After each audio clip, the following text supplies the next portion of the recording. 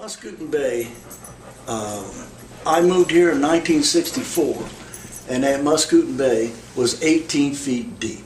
Okay, they had yachts down there with doctors and lawyers. Our marina was a very busy place. Yeah. The commercial fishermen that was in and out of there every day. A lot of recreational boats was in and out of there every day. It was just a beautiful marina, and the Sangamon River, when they changed the Sangamon River, the Corps of Engineers, that silt from that Sangamon River has came into our marina and has filled it in over a period of time. Like I said, it was 18 feet deep in 1964, and today you can walk across it anywhere down there. The only time we can get out of the marina now is in the spring of the year when the river gets real high. We can take our boats out.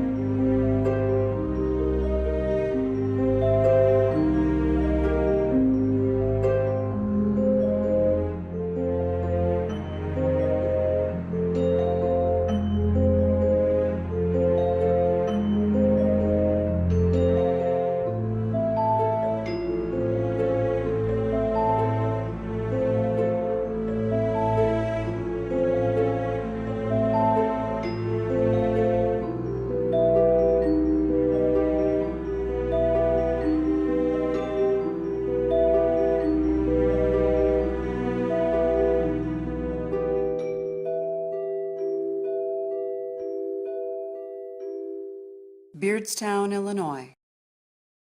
Founded in 1819 by Thomas Beard, was built on the Illinois River for one reason: the Illinois River itself. Beard constructed a log cabin near the river, where over the years he traded with local native Indians and operated a ferry crossing. Over the next 130 years, Beardstown grew and prospered, always relying on its location on the river for everything from transportation to hunting and fishing.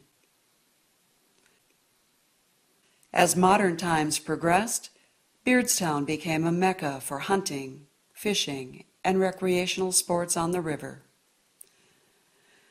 Boat racing, duck hunting, commercial fishing, and skiing were just a few of the many things the river was used for.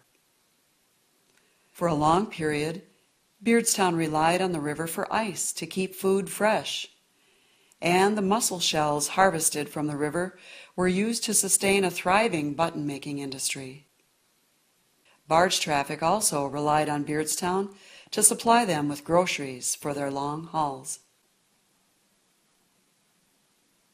Developed in the mid-1940s, the Beardstown Marina became a weekend paradise for boaters.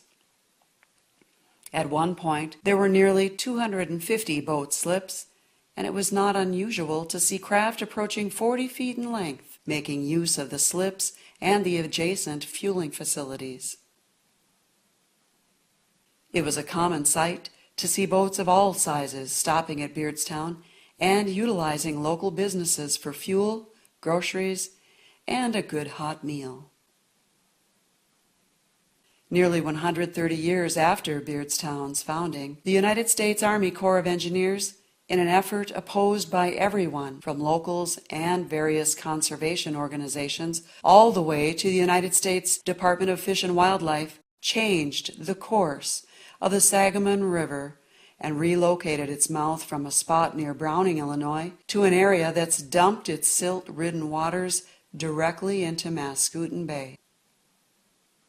The Corps of Engineers admits knowing that this channel diversion project, authorized by the 1936 Flood Control Act, would, in fact, devastate Mascoutin Bay and eventually shut off river access to the Beardstown marina. It was reasoned by the Corps of Engineers that with the channel diversion, Mascoutin Bay would act as a stilling basin to keep the sediment from reaching the Illinois River. An independent engineer hired by a local hunting club told the Corps of Engineers he estimated that Mascoutin Bay would completely fill with silt in 20 to 30 years. His predictions were accurate. In fact, they were dead accurate. Beardstown's connection to the river and its citizens' river lifestyle are now almost dead.